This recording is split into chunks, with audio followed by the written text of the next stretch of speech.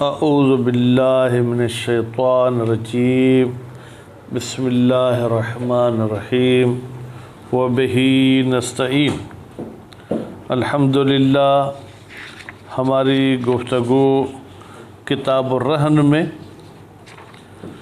رہن کی تعریف آپ کے سامنے پیش کی۔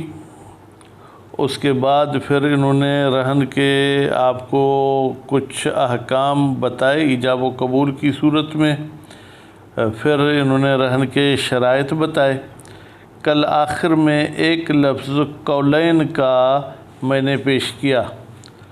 اب اس قولین کی پتہ نہیں وضاحت میں نے صحیح کی یا نہیں کی، تو اس قولین کی وضاحت اس طریقے سے ہے کہ مرتہن کو قبض کے مطالبے کا حق ہو، یا یوں کہیں کہ اس کو مطالبے کے حق کے علاوہ راہن کو مجبور کرنے کا حق نہیں ہے کہ تم مجھے قبض کراؤ۔ تو یہ قولین کا مطلب تھا۔ پھر آج کے درس میں یہ فرماتے ہیں کہ یہ جو ہم نے قبض کو شرط رکھا ہے رہن میں، اس قبض کا دائمی قبض ہونا ضروری نہیں ہے، بلکہ ایک مرتبہ قبض کر لیا، امتثال ہو گیا، اب پھر اگر وہ واپس کرنا چاہے تو کر سکتا ہے، اس میں کسی قسم کا کوئی حرج نہیں ہے۔ اس کے بعد پھر یہ بات بتاتے ہیں کہ اگر راہن اقرار کرے کہ میں نے رہن قبض کرا دی ہے، تو کیا اس کا یہ اقرار قابل قبول ہے یا نہیں؟ کہتے ہیں بالکل قابل قبول ہے۔ کیوں؟ اس لیے کہ اقرار العقلاء علی انفسہم نافذ یا جائز، ٹھیک ہے؟ تو یہ بھی عقل مند ہے، جب اقرار کرتا ہے کہ میں نے قبض کرا دیا تو وہ بات مانی جائے گی۔ ایک صورت میں وہ بات نہیں مانیں گے کہ ہمیں یقین ہو کہ یہ جھوٹ بول رہا ہے۔ کس طریقے سے یقین ہوتا ہے؟ مثلا یہ دونوں کراچی میں ہیں، ادھر کتابوں میں تو شام اور حجاز کی مثال دی ہے۔ چلو شام اور حجاز میں ہے کہ شام سے حجاز تک پہنچنے میں گھوڑے پر مثلا 3 دن لگتے ہیں، فرض کرتے ہیں، اور مرتہن بھی شام میں ہے، راہن بھی شام میں ہے۔ راہن کہتا ہے کہ بھائی میرا گھر جو حجاز میں، جس کو آج کل سعودی کہتے ہیں، میرا گھر جو سعودی میں ہے وہ میں نے مرتہن کو قبض کرا دیا آج ہی، رہن بھی آج رکھا ہے اور قبض بھی آج کرایا ہے۔ تو بھائی کیسے کرایا؟ اس زمانے میں تو فرض کریں کوئی موبائل بھی نہیں تھا کہ وہاں سعودیہ میں مرتہن کا کوئی وکیل ہو اس کو قبض کرائے۔ تو اس طریقے سے تو ہمیں یقین ہے کہ یہ جھوٹ بول رہا ہے، کیونکہ آج کے دن میں یہ وہاں پہنچ کر پھر واپس شام تک آ ہی نہیں سکتے ہیں۔ اس کے بعد پھر فرماتے ہیں کہ اگر اقرار کے بعد یہ کہے کہ ہم نے تو آپس میں کوئی سیٹنگ کی تھی کہ بس میں ایسے بات کروں گا، تاکہ مثلا کوئی ان کے اور مسائل تھے، فرض کریں راہن کو کوئی تنگ کر رہا تھا کہ مجھے اپنا قرضہ دو، اس کو کہتے ہیں بھائی میں نے آج ہی زید سے پیسے لیے ہیں اور میں نے اپنا گھر گروی رکھا ہے اور وہ گھر ان کے حوالے بھی کر دیا ہے، تو آپ پریشان نہیں کریں مجھے، رات کو میں آپ کو قرضہ دے دوں گا۔ اس قسم کی کوئی انہوں نے معاطات اور سیٹنگ کی تھی، تو کہتے ہیں پھر کیا ہوگا؟ فرماتے ہیں کہ ہاں، اگر وہ سیٹنگ کی جو ہے کیا ہے دعویٰ کرتا ہے کہ بھائی میں نے اس سیٹنگ کی وجہ سے یہ بات کی تھی، تو کہتے ہیں اس صورتحال میں اس کی دعویٰ ہم سنیں گے، کیونکہ عام طور پر جو ہے کیا ہے اس قسم کے معاملات میں لوگ 2 نمبری کام کرتے ہیں۔ تو مرتہن جو ہے کیا ہے وہ جناب قسم دے سکتا ہے راہن کو، کس پر؟ کہ جو ہے کیا کوئی معاطات نہیں تھی، یا یہ ہے کہ مرتہن خود قسم اٹھائے کہ نہیں کوئی معاطات نہیں تھی۔ اچھا، اگر 2 شاہد گواہی دیں کہ اس نے ہمارے سامنے اقرار کیا تھا، تو فرماتے ہیں اقرار پر اگر وہ گواہی دیتے ہیں تو اس میں قسم کی بھی بات ہو سکتی ہے، لیکن اگر وہ گواہی دیتے ہیں کہ ہم نے اپنے آنکھوں سے دیکھا کہ اس نے قبض کرایا ہے، تو اس صورت میں اس راہن کی معاطات والی دعویٰ قبول نہیں کی جائے گی، اور اس صورت میں وہ قسم کی بات بھی بیچ میں نہیں آئے گی۔ اس کے بعد پھر ایک بات شروع کرتے ہیں جس کو مزید عبارت میں پڑھیں گے کہ اگر رہن مرتہن کے ہاتھ میں پہلے سے ہی موجود ہو تو پھر کیا رہن کے بعد اسے واپس لے کر پھر قبض کرائیں، یا جو قبض قبل رہن ہے وہی کافی ہے۔ کہتے ہیں کہ ظاہر میں وہی کافی ہے، اس میں آیا اتنا زمانہ گزر جائے کہ 5 منٹ قبض میں لگتے ہیں تو 5 منٹ کے بعد ہم کہیں کہ رہن کمپلیٹ ہو گئی، یا مضی یہ زمان ضروری نہیں؟ بعض کہتے ہیں کہ مضی زمان ضروری ہے۔ فرض کریں کہ ابھی رہن کا عقد کرتے ہیں تو ابھی ہم رہن کو پکا نہیں سمجھیں گے، بلکہ ہم فرض کریں گے کہ قبض کرنے کے لیے 5 منٹ لگتے ہیں، تو 5 منٹ کے بعد اس رہن کو ہم مضبوط سمجھیں گے اور اس کو ہم صحیح سمجھیں گے۔ تو ابھی ہم چلتے ہیں جناب عبارت کی طرف۔ ولا یشترط، شرط نہیں ہے، دوام القبض، کہ رہن ہمیشہ کے لیے مرتہن کے پاس رہے۔ کیوں؟ للاصل، بھائی ہم شک کرتے ہیں کہ آیا دوام شرط ہے یا نہیں؟ اصل یہ ہے کہ دوام شرط نہیں ہے۔ بعد تحقق الامتصال بہی، جبکہ امتصال وجود میں آ گیا بہی، اس قبض کے ذریعے، جیسے اس نے قبض کیا تھا۔ فلو اعادہ الی الراہن، اعادہ کا فاعل مرتہن صاحب ہے اور ہو کی ضمیر رہن کی طرف جائے گی۔ اگر مرتہن رہن واپس کرتا ہے راہن کو، فلا باس، تو اس میں کوئی اعتراض نہیں ہے۔ وہ موضع وفاق، فرماتے ہیں یہ بات کہ بھائی دوام شرط نہیں ہے، یہ اتفاقی بات ہے۔ وَيُقْبَلُ اقرار الراہن، اور قبول کیا جائے گا راہن صاحب کا اقرار، کس بات کا؟ بالاقباض، کہ بھائی میں نے تو قبض کرا دی ہے، کیا؟ رہن۔ لعموم اقرار العقلاء، اس یقبلو کی دلیل کیا ہے؟ فرماتے اقرار العقلاء علی انفسہم نافذون، یہ ہمارے پاس دلیل ہے کہ یہ عمومیت رکھتی ہے، یعنی رہن غیر رہن سب میں اقرار قبول ہے۔ الا ان یعلم کذبہ، مگر یہ کہ ہمیں معلوم ہو جائے کہ راہن جھوٹ بول رہا ہے۔ بھائی کوئی ایسی مثال؟ کما لو قال، قال کا فاعل راہن، جیسے راہن کہے رہن تو ہو، اگر رہن یرہنو، اسے مانے باب منع یمنع سے، رہن تو اليوم، بھائی میں نے وہ چیز آج کے دن رہن رکھی، یا رہن تو ہو کی ضمیر مرتہن کی طرف پلٹا دیں کیونکہ آگے دار کا لفظ آ رہا ہے۔ میں نے مرتہن کے پاس رہن رکھا ہے آج کے دن اپنا گھر، کون سا گھر؟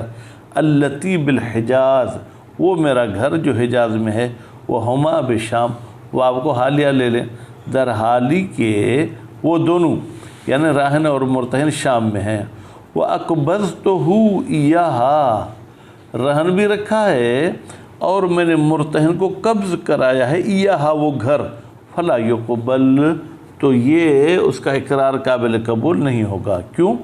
لأنہ محال عادتاً، اس لیے کہ شام میں ہو کر گھر سعودی والا قبض کرنا عادتاً عام طور پر جو ہے کہ محال ہے، مگر یہ کہ دونوں کے پاس طیل عرض کا علم ہو۔ بناءً علی اعتبار وصول القابض، یہ بنا رکھتے ہوئے کہ قابض کا یعنی جو قبض کر رہا ہے یعنی مرتہن، اس کا پہنچنا ضروری ہے رہن کے پاس، یا اگر وہ نہیں پہنچتا تو ایسا بندہ پہنچے من یقوم مقامہ ہو، جو اس قابض کی جگہ پر کھڑا ہو الرہن۔ الرہن کا جو ہے کیا ہے جناب جار مجرور ہے، اس کا تعلق جو ہے کہ وصول کے ساتھ ہے، پھر تحقق ہی یعنی وہاں پر پہنچنا ضروری ہے، پھر تحقق ہی اس قبض کے متحقق ہونے میں۔ فلو ادعا بعد الاقرار بالقبض، اگر راہن دعویٰ کرتا ہے اقرار بالقبض کے بعد، کس چیز کی دعویٰ کرتے ہیں؟ المعاطات، کہ ہم نے تو آپس میں سیٹنگ کی ہوئی تھی، کس پر؟ علی الاقرار، کہ میں اقرار کروں گا، والاشہاد علیہ، اور میں جو ہے جناب اس اقرار پر گواہ بھی لے آؤں گا، اقامتاً لرسم الوثیقۃ، تاکہ ہم جناب کھڑا کر سکیں کہ وثیقہ والی رسم ہو گئی ہے، حذراً من تعذر ذالک، ان کو ڈر ہے کہ اگر ایسے ہم نے یہ رسم ادا نہیں کی تو پھر متعذر ہو جائے گی، اذا تأخر، جب یہ قبض متأخر ہو، یا جب یہ ٹائم یعنی یہ رہن متأخر ہو، الی ان یتحقق القبض، یہاں تک کہ قبض متحقق ہو، سمعت دعویٰ ہو تو اس راہن صاحب کی دعویٰ سنی جائے گی۔ کیوں؟ لجریان العادت بذالک، اس لیے کہ عام طور پر عرف میں اس قسم کی عادات ہوتی ہیں۔ مثلا میں ایک اپنے ملک کی مثال دے دوں، ہمارے ہاں اگر کوئی چیز خریدتے ہیں تو اس پہ ٹیکس لگتی ہے، جتنی اس کی قیمت زیادہ ہوگی اتنی ٹیکس زیادہ ہوگی۔ دو لوگ گھر کا معاملہ کرتے ہیں 1 کروڑ کا، لیکن وہ کاغذوں میں لکھاتے ہیں کہ ہم نے 20 لاکھ میں ایک گھر خریدا تاکہ ٹیکس سے بچ سکے، تو اس قسم کی باتیں کرتے رہتے ہیں۔ فَلَّهُ إِحْلَافُ الْمُرْتَهِنِ، لہو کی ضمیر کہاں جائے گی جناب؟ اس راہن کی طرف جائے گی۔ تو جناب راہن صاحب کو قسم دینے کا حق ہے، مرتہن کو کس پر؟ علی عدمها، عدم معاطات پر۔ وَإِنَّهُ وَقَعَ مَوْقِعَهُ، اور یہ کہیں گے کہ انہو یعنی یہ جو جناب اقرار ہے یہ واقع ہوا ہے اپنی جگہ پر، اگر ایسے قسم کھا گیا تو پھر مرتہن کے حق میں بات قبول ہوگی۔ ھذا، یہ جو ہم نے بات کہی کہ راہن کی دعویٰ سنی جائے گی، اذا شہد شاہدان، یہ صورت میں جب 2 گواہ گواہی دیں علی اقرار ہی، کہ راہن نے اقرار کیا تھا بہی قبض کا۔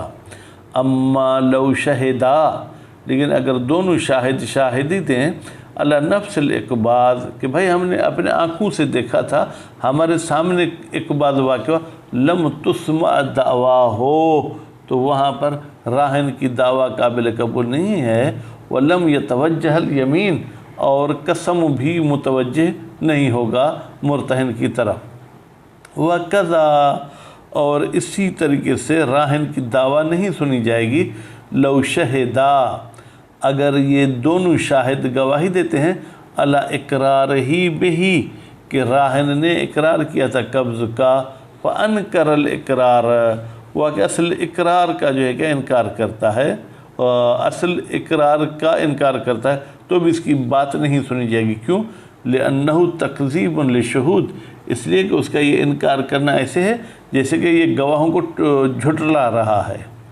وَلَوِ ادَّعَ الْغَلَطَ، اگر راہن دعویٰ کرتا ہے کہ غلطی سے میں نے یہ بات اقرار میں کہہ دی، وَأَظْهَرَ تَعْوِيلًا مُمْكِنًا، اور یہ کوئی ایسی تعویل بھی پیش کرتا ہے جو ممکن ہے، مثلا بھائی میں تو عربی زبان نہیں جانتا تھا، میں تو گردان کر رہا تھا یہ وہ، یا میں فقہ کے قانون کے جو ہے کیا وہ گردان کر رہا تھا کہ اقبضت الداری یا ہو، خوب اس قسم کی بات کرتا ہے، تو بہرحال اس کی بات ممکن ہم مانیں۔ فَلَهُ إِحْلَافُ الْمُرْتَهِنِ، تو اس صورت میں جب غلط والی بات ہے تو یہ راہن مرتہن کو قسم دے سکتا ہے، کس پر؟ خوب کہ بھائی ہماری کوئی معاطات وغیرہ نہیں ہوئی تھی۔ وَإِلَّا فَلَا، لیکن اگر کوئی تعویل نہیں کر سکتا، فلا، تو یہ مرتہن کو قسم نہیں دے سکتا علی الاقویٰ، قول قوی کے مطابق۔ وَلَوْ كَانَ الرَّهْنُ فِي يَدِ الْمُرْتَهِنِ، اگر رہن مرتہن کے ہاتھ میں ہو پہلے سے ہی، وَهُوَ قَبْضٌ، تو یہی قبض ہے، لِصِدْقِ كَوْنِهِ رَهْنًا مَقْبُوضًا، اس لیے کہ مرتہن کے ہاتھ میں اس چیز کا ہونا یہ صدق کرتی ہے کہ بھائی یہ رہن ایسی ہے جو مقبوض ہے۔ ولا دلیل علی اعتبارہ، اور کوئی دلیل نہیں ہے کہ قبض معتبر ہے، کیسے؟ مبتدأً، کہ نیا قبض ہو عقد کے بعد۔ وہ اطلاق العبارت، کہتی یہ جو عبارت ہم نے کہی کہ اگر مرتہن کے ہاتھ میں ہے تو قبض جدید کی ضرورت نہیں، اس کے ہاتھ میں ہونا یہ مطلق ہے، یقتضی، یہ تقاضا کرتی ہے عدم الفرق، کہ کوئی فرق نہیں ہے بین المقبوض باذن وغیرہ، کہ چاہے وہ قبض جو ہے اذن کے ذریعے ہو، یعنی مالک نے اذن دی ہو کہ یہ چیز تم قبض کرو، یا اذن نہ دی ہو، کل مغصوب جیسے مغصوب ہوتی ہے۔ وَبِهِ صَرَّحَ فِي الدُّرُوسِ، یہاں تو ہم نے عبارت کے اطلاق سے یہ چیز نکالی، لیکن اسی بات کی کہ چاہے قبض اذن کے ساتھ ہو یا بغیر اذن کے ساتھ ہو، مصنف صاحب نے تصریح کی ہے جناب کہاں؟ کتاب دروس میں۔ وَالْوَجْهُ وَاحِدٌ، یہاں پر وجہ ایک ہی ہے، وہ وجہ یعنی دلیل، وہ کیا کہ صدق القبض، بھائی قبض صدق کرتا ہے چاہے اذن کے ساتھ ہو چاہے بغیر اذن کے ہو۔ وَإِنْ كَانَ مَنْهِيًّا عَنِ الْقَبْضِ، ہونا اگرچہ غصب کی صورت میں نہیں کی گئی ہے کہ تم ایسا قبض نہیں کر سکتے ہو، لیکن یہ نہیں معاملے کو باطل نہیں کرے گی۔ کیوں؟ لِأَنَّهُ فِي غیر العبادت، اس لیے کہ یہ نہیں غیر عبادت میں غیر مفسدن، یہ فساد نہیں کرتی ہے، یہ اس کو ختم نہیں کر سکتی۔ وقیل، اور کہا گیا ہے، لا یکفی ذالک، بھائی اس قسم کا قبض کافی نہیں ہے جس سے نہیں کی گئی ہو۔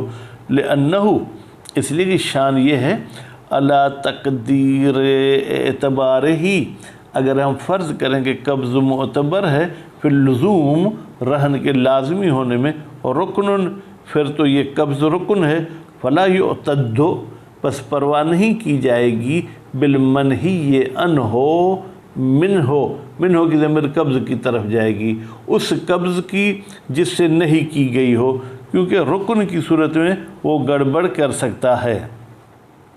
وَإِنَّمَا لَا يَقْتَضِي الْفَسَادَ حَيْثُ تُكْمَلُ الْأَرْكَانُ، اور بے تحقیق یہ نہیں تقاضا نہیں کرتی فساد کی جب ارکان تو مکمل ہوں، یہاں قبض بھی ایک رکن ہے وہ مکمل نہیں ہے تو نہیں فساد پر دلالت کرے گی۔ وَلِہَذَا، اسی بات کی وجہ سے کہ نہیں جو ہے جناب ارکان کے بعد کوئی گڑبڑ نہیں کرتی لیکن ارکان سے پہلے گڑبڑ کرتی ہے، لا یعتد بہ، قبض کی کوئی حیثیت نہیں ہوگی، لو ابتدأہ بغیر اذن راہن، اگر یہ ابھی عقد کے بعد راہن کے اذن کے بغیر قبض کر لے تو اس قبض کی کوئی حیثیت نہیں ہے۔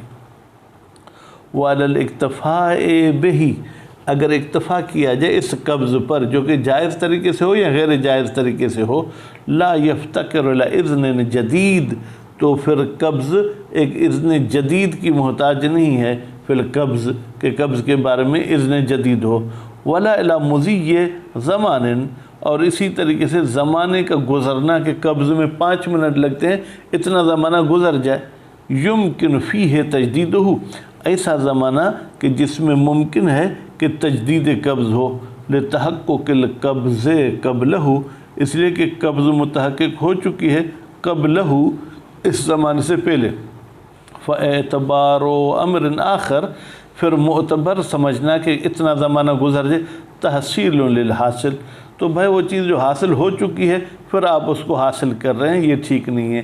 وَلِلْأَصْلِ، اور ہم شک کرتے ہیں کہ آیا جناب اذن جدید اور مضی زمان شرط ہے یا نہیں؟